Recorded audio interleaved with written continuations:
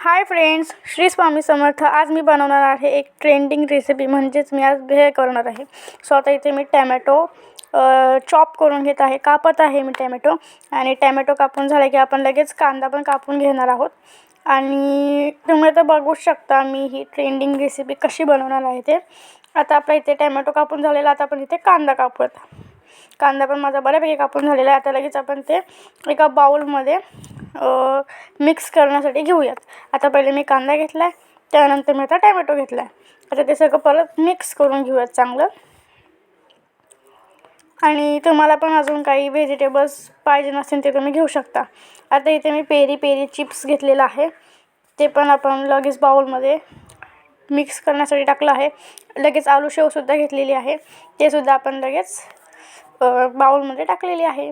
आणि नंतर मी एक टॅमॅटो फ्लेवरमध्ये घेतलेला आहे, हा चाट चस्का घेतलेला आहे.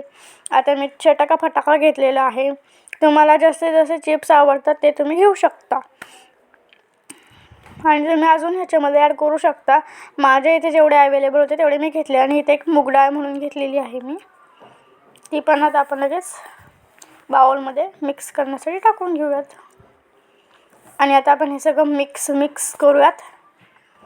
आणि तुम्ही पण अशी ट्रेंडिंग रेसिपी करताय की नाही हे सुद्धा मला नक्कीच सांगा. मी तर करणार आहे आणि केलीच आहे मेन म्हणजे.